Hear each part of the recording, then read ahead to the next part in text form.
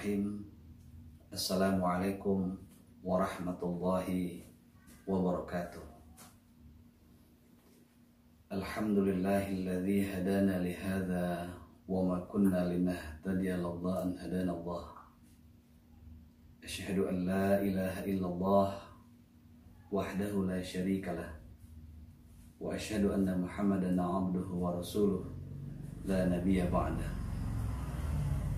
Allahumma salli ala sayyidina wa maulana Muhammad wa ala alihi wa sahbihi ajma'in. Amma ba'du.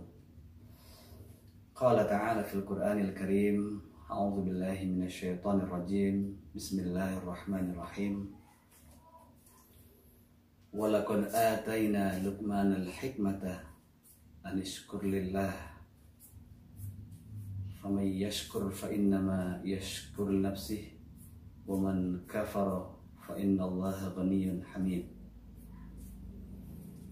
Kaum muslimin rahimakumullah, sahabat-sahabatku, para asatiz, sebelum saya mulai kultum pada kesempatan kali ini, marilah sama-sama kita bersyukur kehadirat Allah Subhanahu wa taala yang dengan karunia-Nya, dengan nikmat-Nya, di luar batas dan logika nalar kita tidak dapat menghitung betapa banyak nikmat yang telah Allah berikan, sehingga kita tidak tahu mana yang sudah kita syukuri dan mana yang kita telah jalankan dengan baik sesuai syariatnya. Paling tidak ada 3 nikmat yang tidak boleh kita lupakan, yakni nikmat iman, Islam, dan sehat walafiat. Yang terakhir yang saya sebutkan ini menjadi barang langka di saat pandemi saat ini. Semua orang menginginkan sehat, tidak terjangkit oleh COVID-19, tapi kesemua itu adalah takdir Allah. Kita sama-sama berdoa, semoga Allah selalu melindungi kita dari ganasnya virus ini, dan kita doakan pula pada umat Islam yang memang sedang dilanda oleh pandemi ini dapat segera pulih. Amin amin ya rabbal alamin. Salawat beriring salam semoga selalu tercurah kepada junjungan kita Nabi besar Muhammad sallallahu alaihi wasallam, seorang manusia pilihan, nabi akhir zaman yang namanya tidak hanya dimuliakan oleh umatnya, bahkan bersanding dengan nama Allah Subhanahu wa taala dalam sebuah kalimat syahadat. Kalimat persaksian bahwa tiada Tuhan selain Allah dan Nabi Muhammad adalah utusan Allah. Baik kaum muslimin rahimakumullah, pada kultum pada kesempatan ini saya akan mengambil tema tentang pendidikan anak, yakni tauhid, akhlak, dan keteguhan hati dalam berbuat baik. Sebelum saya memulai, saya ingin menceritakan sebuah kisah nyata tentang kehidupan Luqman Al-Hakim, seorang manusia yang bukan nabi, bukan pula rasul, tetapi namanya diabadikan oleh Allah dalam Al-Quran. Inilah yang menjadi rujukan saya kali ini.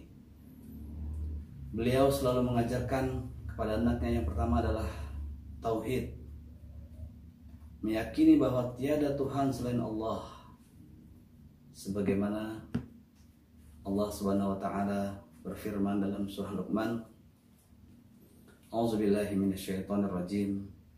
Bismillahirrahmanirrahim. Wa idz qala Luqman li ibnihi wa huwa ya'idzuhu, ya bunayya la tusyrik billah innasyirka ladzulmun 'adzim. Ayat ini jelas menjadi pondasi, landasan utama Luqman Al-Hakim mengajari anaknya. Demikian pula kita, baik posisi kita sebagai orang tua, posisi kita sebagai guru, kita harus selalu menekankan kepada anak kita bahwa kalimat tauhid atau ajaran tauhid adalah ajaran yang nomor satukan sebelum pelajaran-pelajaran lainnya. Yang kedua, birrul walidaini atau akhlak terhadap kedua orang tua. Sebagaimana sudah kita ketahui, kita maklum di era globalisasi ini, di tahun 2020 ini, teknologi demikian pesat yang membuat anak-anak kita kadang terkontaminasi oleh hal-hal yang berbau asing, sehingga penghormatan terhadap orang tua menjadi luntur.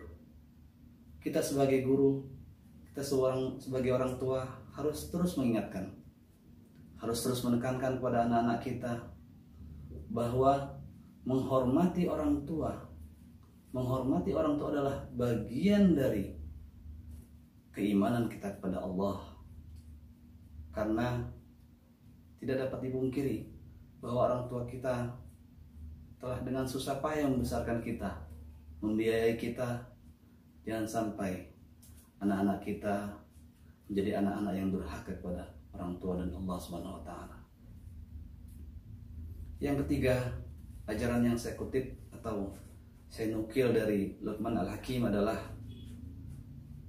teguh dan istiqomah dalam berbuat baik. Apapun cemoohan orang, apapun perkataan orang tentang kita, yang penting kita berbuat baik. Kita telah melakukan apa yang sesuai dengan anjuran agama kita. Kita abaikan ucapan-ucapan yang tidak bermanfaat bagi kita, yang akan mengganggu kebaikan kita itu sendiri. Terkait hal ini, sebelum saya menutup kultum ini, saya ingin berkisah tentang bagaimana Luqman Al-Hakim mengajari anaknya tentang bagaimana realitas kehidupan itu terjadi. Tidak semua orang suka dengan kita. Kita tidak bisa menyenangkan semua orang. Kita tidak bisa membuat orang lain senang. Kita hanya bisa berbuat baik. Kita hanya berbuat yang terbaik, yang sesuai dengan syariat agama kita. Masalah diterima atau tidak, itu adalah urusan orang-orang yang melihatnya. Dalam sebuah kisah disebutkan Luqman Al-Hakim mengajak anaknya menaiki seekor keldai. Pertama, Luqman Al-Hakim menaiki keldai tersebut dan anaknya disuruh untuk menuntun di sampingnya. Kemudian dalam perjalanan ada masyarakat yang mulai berkomentar,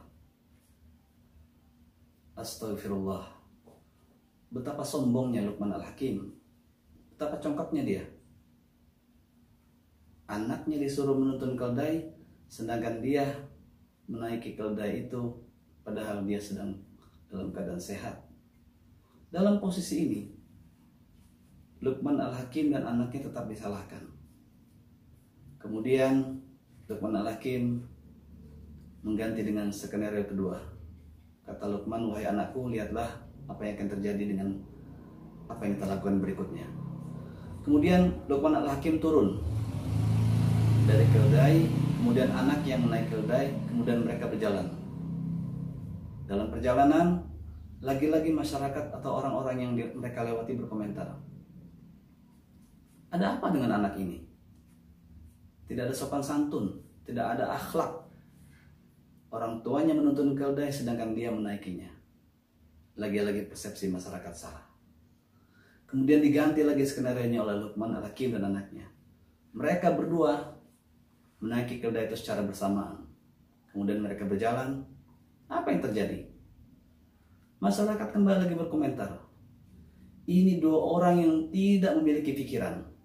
Seekor keldai dinaiki oleh mereka berdua, sedangkan mereka sehat walafiat. Lagi-lagi salah. Kemudian skenario terakhir mereka jalankan. Mereka sama-sama menuntun keldai itu, tidak menaikinya dan berjalan bergandengan. Mereka berdua dengan keldai yang tidak ditunggangi. Lagi-lagi masyarakat menyalahkan mereka. Mereka ini benar-benar tidak memiliki pikiran. Ada seekor keldai sehat, tidak mereka naiki, malah mereka berjalan kaki berdua. Dari peristiwa ini kita lihat Luqman Al-Hakim ingin mengajarkan bahwa apapun yang kita lakukan selalu bisa salah di tengah-tengah masyarakat. Tetapi keyakinan bahwa kita benar itu harus mengalahkan persepsi masyarakat yang negatif. Demikian kultum yang dapat saya sampaikan. Wallahu a'lam bishawab. Assalamualaikum warahmatullahi wabarakatuh.